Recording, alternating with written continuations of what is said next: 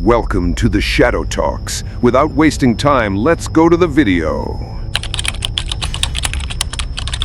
I was sick on Thanksgiving night, coughing so much that my chest hurt, but I still had a responsibility to keep. I had promised my coworker I'd check on her elderly cat who needed daily medicine.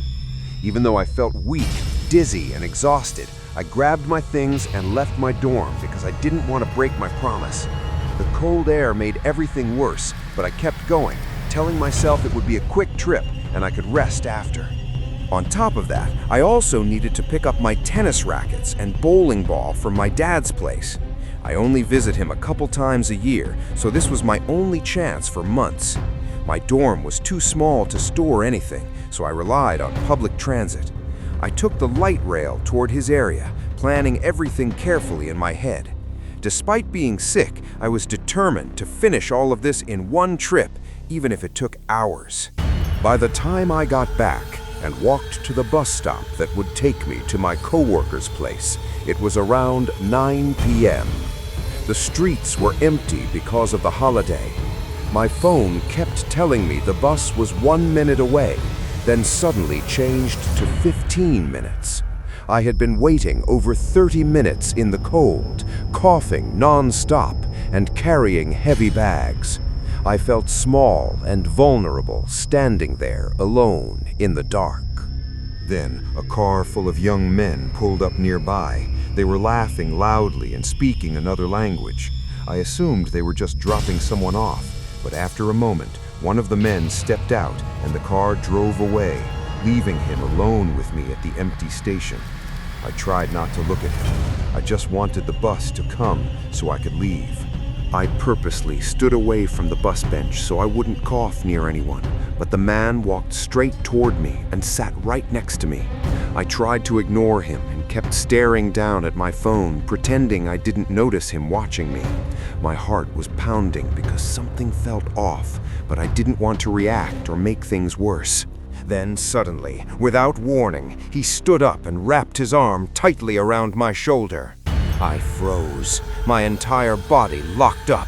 I couldn't even breathe for a moment. It didn't make any sense. Why would a stranger just grab me like that? I didn't know him. I couldn't talk because of my illness, and fear mixed with panic made everything feel unreal. He let go after a minute, but then came back and wrapped his arm around me again, this time stroking my back slowly as if we knew each other. I stayed still, terrified he would react violently if I pulled away. Every second felt longer than the last, and the cold air suddenly felt too quiet, like the whole street was holding its breath. When the bus finally approached, I slipped out of his grip and whispered, "My bus is here."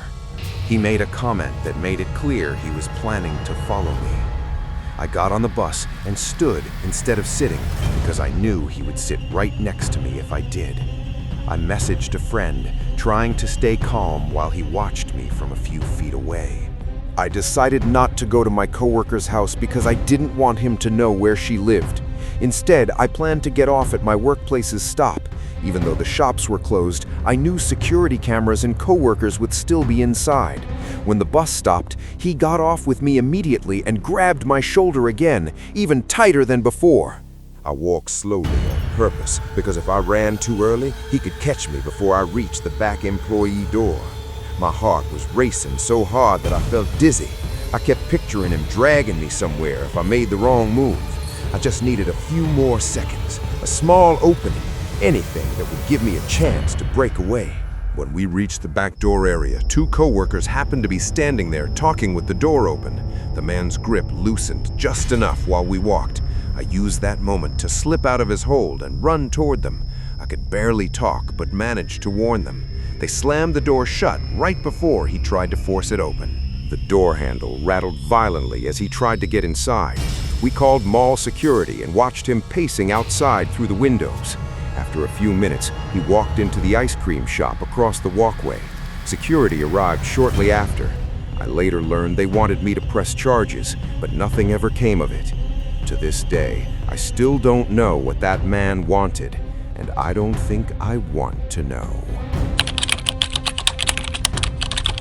I drove up into the snowy mountains to visit my old friend Scott, someone I hadn't seen in years. He reached out unexpectedly and invited me for the weekend. I felt nostalgic and excited to reconnect, thinking it would be a fun, quiet escape from the city. The roads were icy and winding, and as the sun set early, the darkness settled over the mountains like a thick blanket, making the drive feel longer than it actually was. When I arrived at his house, the first thing I noticed was that Scott seemed different. He looked the same physically, but his mannerisms felt slower, almost unnatural. He paused mid-sentence multiple times, as if he was losing track of what he wanted to say. At first, I thought maybe it was the long drive or the cold affecting my perception, but something about him felt subtly wrong, like I didn't truly know this version of him. Inside the house, it was mostly empty. Just a couch, a table, a few chairs, and some old decorations on the walls. But the thing that bothered me the most was the long, dark hallway across from the couch. It led to a bathroom, 2 guest rooms, and all the doors were open. From where I sat, I could only see the hallway fading into darkness. Something about it made my skin crawl, even though there was nothing overtly frightening.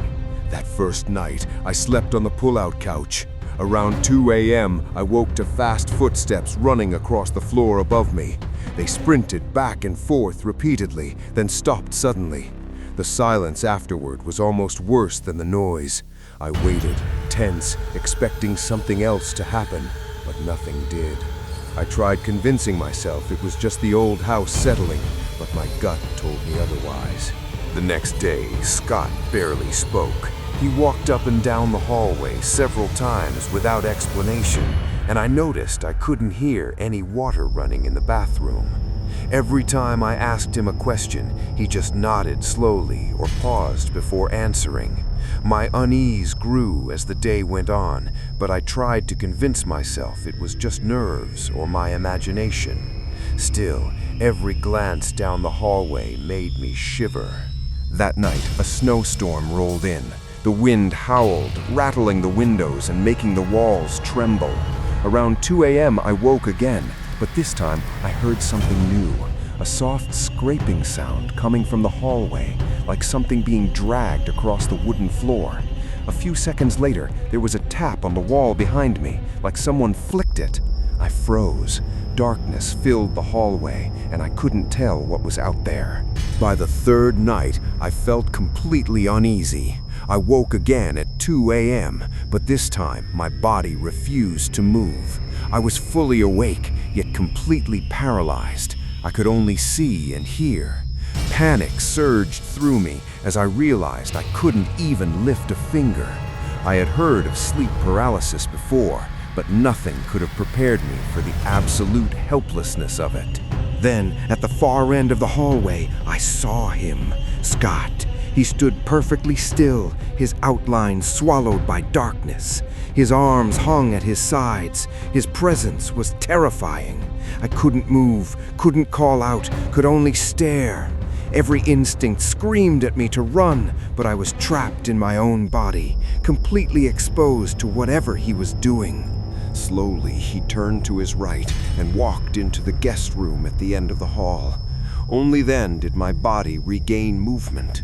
I cautiously got up and peeked inside the room. To my horror, another figure was standing in the corner, facing the window. I couldn't tell if it was Scott or someone else. My heart pounded, my legs shook, and the snowstorm outside seemed to grow louder in my ears. I ran upstairs to Scott's bedroom and found him asleep. When I shook him awake and explained what I saw, he refused to go downstairs or even look in that direction. His expression was blank, almost knowing, as if he already expected me to see it. I didn't press further. I packed my bag silently, my fear outweighing any desire to confront him. I rushed outside, the cold snow stinging my face as I loaded my bag into the car. Every few seconds, I glanced back at the house, expecting to see a figure at the windows or in the hallway. The feeling of being watched didn't fade, even with distance. The snowstorm, which once seemed peaceful, now felt like it was hiding something sinister. As I backed out of the driveway, I saw it. a silhouette in the window at the end of the hallway, the same figure I had just seen moments before. That was the last image I have of Scott's house. He never responded to my texts after that weekend, except for a single vague message, "I'm fine." I never tried contacting him again. Whatever was in that house, I knew it wasn't the friend I once knew. And it's a memory that still chills me to this day. If you like this video, don't forget to subscribe my channel. See you on next videos. Till then, goodbye.